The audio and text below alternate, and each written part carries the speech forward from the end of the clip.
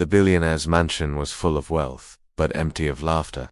When his only son Ethan was born deaf, everyone thought it was fate, and even the richest man on earth couldn't fix it. But the quiet maid, Maria, carried a secret in her hands, something that would shock the billionaire, change Ethan's life forever, and teach the man a lesson money could never buy. The birth that broke a billionaire. Alexander Grant, one of the world's richest men, stood silently in the hospital corridor. His wife's hand was weak, but smiling.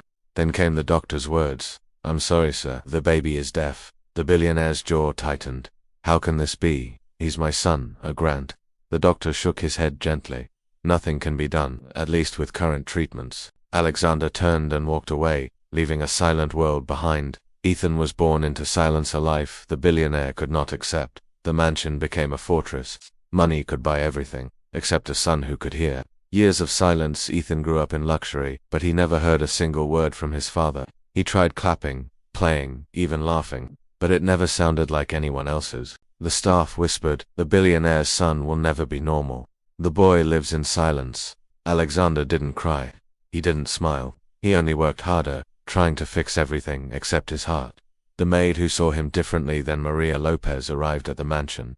She wasn't fancy, she didn't speak much, but she noticed Ethan not as a deaf child, but as a child in need of love. The first time she knelt beside him, she signed gently, "Friend." Ethan blinked. No one ever treated him like this. He reached out, and for the first time, a connection was made. Maria taught him the language of hands. Slowly, patiently, she brought soundless joy into his life. The billionaire starts to notice. Alexander noticed Ethan smiling more than ever. He noticed the boy running, laughing silently. And he noticed Maria. Who was this maid? Why did she have the power to make his son happy? He confronted her one evening. "What are you doing to him?" "I am helping him," she said softly. "Helping him see the world in a way he deserves." The billionaire didn't respond, but he watched, and for the first time he felt uneasy. The mysterious box. One rainy evening, Ethan had a panic attack. Thunder roared outside. He curled in a ball, trembling. Maria rushed in, hugged him, and whispered in signs, "You are safe. I am here." Then she pulled something out of her bag, a small wooden box. Alexander froze. Inside were stones, carved with symbols. "These stones," Maria explained, "belong to children like Ethan. They help him connect, understand, and grow." The billionaire's heart begins to melt. Ethan held the stones, tracing symbols with his fingers. Maria guided him patiently. Alexander couldn't believe what he was seeing. His son, alive, smiling, learning, something he never expected, joy without sound.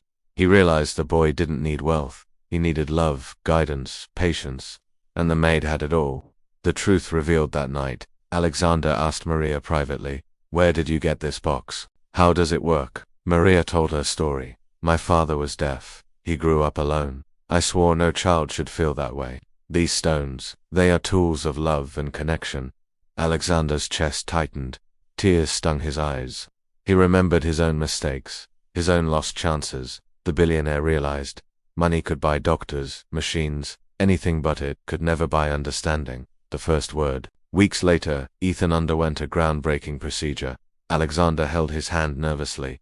The device activated. Ethan heard the faintest sound. His eyes widened. Alexander whispered, trembling, "Ethan, can you hear me?" Ethan nodded slowly, then whispered, "Dad." The billionaire collapsed, tears streaming. His son had finally heard him, and in that moment, Alexander understood love, patience, and humility. A family healed from that day on. Alexander spent hours teaching Ethan words. Maria guided Ethan with hands and stones. The mansion, once cold and empty, became full of laughter. Alexander made a vow to help deaf children everywhere, to appreciate love beyond wealth, and to never forget the quiet maid who saved his son and his heart. Moral of the story: some miracles cannot be bought. Wealth can't replace compassion.